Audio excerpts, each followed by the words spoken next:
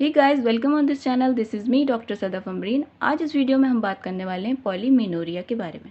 In the previous video हमने बात किया था मेनोरेजिया के बारे में। मेनोरेजिया क्या होता है? Menorrhagia is the regularly timely episode of bleeding that is excessive in amount, it's means greater than 80 ml and the duration of flow is greater than 5 days।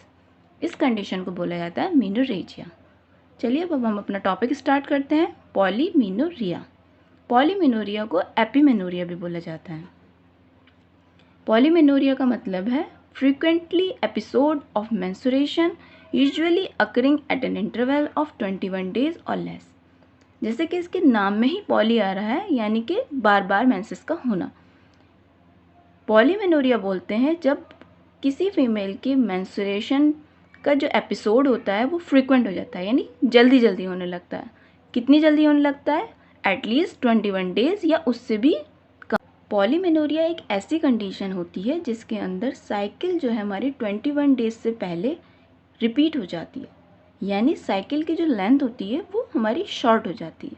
Obviously it is very distressing for the women because no sooner she has just completed one period and again the next period is started, or not only it is distressing for the woman or it may be associated with some disease। अब बात आती है इसके duration की। Duration क्या होता है? इसकी साइकिल के अंदर हमारा कम हो जाता है। जब भी तो साइकिल हमारी 21 days पे रिपीट हो रही है। नॉर्मली होता ही है, साइकिल का ड्यूरेशन होता है 2829 दिन, यानी साइकिल जो रिपीट होती है 2829 दिन के बाद रिपीट होती है। लेकिन up to 35 days normal consider करते हैं, यानी जिन लोगों के अंदर अगर साइकिल 35 days पे भी रिपीट हो रही है वो भी नॉर्मल है। ठीक है। साइकिल इसके अंदर पॉलीमेनोरिया के अंदर हमारी कैसी होती है? रेगुलर होती है। अमाउंट जो होता है नॉर्मल होता है, some time it is scanty and excessive. जो ड्यूरेशन होता है वो साइकिल का हमारा डिक्रीज़ कर जाता है। साइकिल की जो फ्रीक्वेंसी होती है वो इंक्रीज़ कर जाती है। ठीक है, ये तो हमें पता चल गया कि पॉलीमेनोरिया के अंदर duration of the cycle decrease हो जाता है। लेकिन अब बात ये आती है, पूछा ये जाता है कि साइकिल का ड्यूरेशन आखिर क्यों कम हो जाता है? क्या वजह है कि साइकिल का ड्यूरेशन कम हो जाता है? तो जवाब आपका ये होगा, फॉलिकुलर फेज़ जो होता है साइकिल का वो एक्सलरेट कर जाता है, जिसकी वजह से साइकिल हमारी शॉर्ट हो जाती है। Follicular phase of the cycle कौन सा फेज़ होता है साइकिल का? फॉलिकुलर फेज़ होता है मेंस्ट्रुअल साइकिल का सेकंड फेज़, जिसे एस्ट्रोजेनिक फेज़ भी बोला जाता है, प्री ओव्यूलेटरी फेज़ भी बोला जाता है। ठीक है। कॉमनली ये किन लोगों के अंदर पॉलीमेनोरिया पाया जाता है? कॉमनली जो होता है पॉलीमेनोरिया पाया जाता है एडोलेसेंट गर्ल के अंदर या पेरीमेनोपॉजल वुमेन के अंदर पाया जाता है, और जिनका अभी जस्ट डिलीवरी हुई है या फिर कोई अबॉर्शन हुआ है उन लोगों के अंदर भी पॉलीमेनोरिया देखने के लिए मिलता है। अब बात आती है डिफेक्ट की, यानी ये तो हमें पता चल गया कि फॉलिकुलर फेज जो होता है साइकिल के अंदर हमारा एक्सलरेट हो जाता है, जिसकी वजह से साइकिल का ड्यूरेशन कम हो जाता है। ठीक है। डिफेक्ट जो होता है ल्यूटियल फेज के अंदर आता है। ल्यूटियल फेज जो होता है कौन सा फेज होता है हमारी साइकिल का? फोर्थ फेज होता है। ल्यूटियल फेज को बोलते हैं प्रोजेस्टेशनल फेज, या फिर पोस्ट ओव्यूलेटरी फेज भी बोला जाता है, या फिर इसे सिक्रीटरी फेज भी बोलते हैं।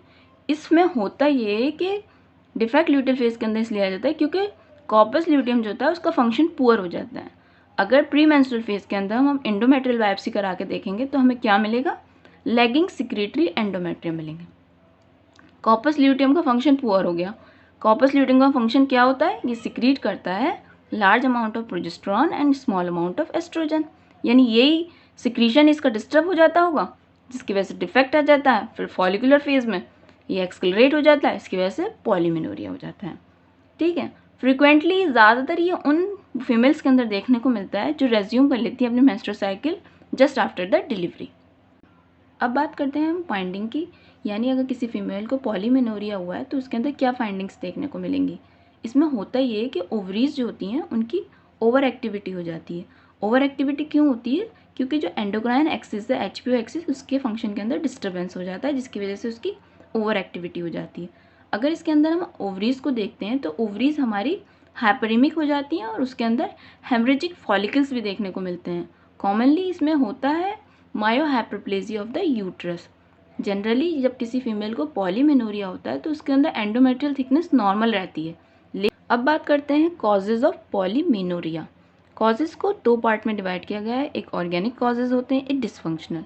डिसफंक्शनल कॉजेज़ जो होते हैं बेसिकली इसके अंदर हम बात करते हैं हार्मोनल कॉजेज़ की, यानी जो HPO एक्सिस होती है उसके अंदर डिस्टर्बेंस हो जाता है, जिसकी वजह से पॉलीमेनोरिया हो जाता है। HPO एक्सिस क्यों डिस्टर्ब हो जाती है? या तो ल्यूटियल फेज डिफेक्ट हो जाता है, या पेरीमेनोपॉज हो सकता है, या PCOS हो सकता है, बर्थ कंट्रोल पिल्स इस्तेमाल करने की वजह से हो सकता है, थायराइड डिसऑर्डर हो कोई, या बहुत ज़्यादा एक्सरसाइज करने की वजह से, या ईटिंग डिसऑर्डर की वजह से। ऑर्गेनिक कॉज के अंदर हम बात करते हैं पेल्विक कंजेशन सिंड्रोम।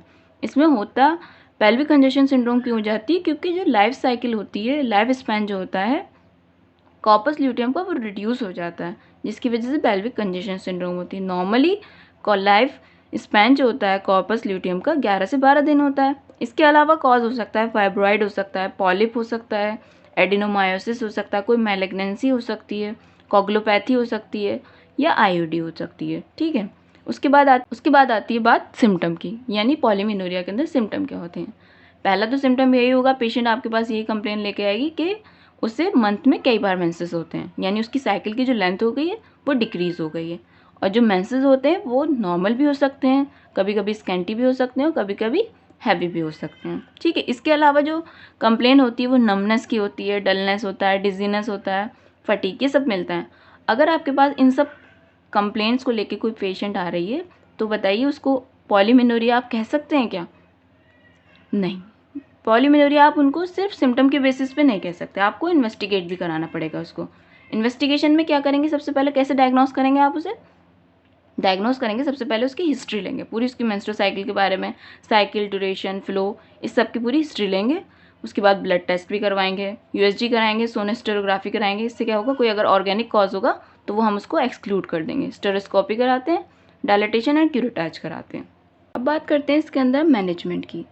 हम इसको, अगर किसी पेशेंट को पॉलीमेनोरिया है तो उसको मैनेज कैसे करेंगे? अगर उसके अंदर कोई ऑर्गेनिक कॉज है, यानी फाइब्रॉइड है, पॉलिप है, एडिनोमायोसिस है, उस कॉज के लिहाज से ही ट्रीट किया जाएगा। ठीक है, अगर किसी का डिसफंक्शनल कॉज है, यानी हार्मोनल कॉज है, तो उसके अंदर हम देते हैं हार्मोनल ट्रीटमेंट। डिसफंक्शनल कॉज भी अगर है तो इसमें 2 तरीके के पेशेंट होते हैं। पहले पेशेंट जो होते हैं इनको ट्रीट करना ईजी होता है, इनके अंदर क्या होता है, हार्मोनल ट्रीटमेंट देना है, प्रोजेस्टेरॉन दे देंगे, 15 से लेकर 25वें दिन तक दिया जाता है, ये लोग ठीक हो जाते हैं, साइकिल रेगुलेट हो जाती है। लेकिन दूसरे टाइप के जो फीमेल पेशेंट होती हैं इसमें उनको ट्रीट करना ज़रा मुश्किल होता है, तो इसलिए उसके अंदर हम सप्रेस करते हैं ओवुलेशन को। सो गाइज, अब हमें समझ आ गया कि पॉलीमेनोरिया एक कंडीशन होती है जिसके अंदर फ्रीक्वेंट एपिसोड होते हैं मेंस्ट्रुएशन के, यूजुअली अकर करते हैं at an interval of 21 days या और लेस। साइकिल इसके अंदर हमारी रेगुलर होती है, अमाउंट नॉर्मल भी हो सकता है, एक्सेसिव भी हो सकता है, और एक्सेसिव भी हो सकता है। ड्यूरेशन साइकिल का हमारा डिक्रीज कर जाता है, जिसकी वजह से फ्रीक्वेंसी साइकिल की इंक्रीज हो जाती है। So guys, this is all about today's video and I hope you like the video. If you like, please hit like the button and share with your friend. If you have any query, just feel free to comment below in the comment section. So in this month, I tried to cover many more topics of gynae, so stay tuned on my channel. Thank you.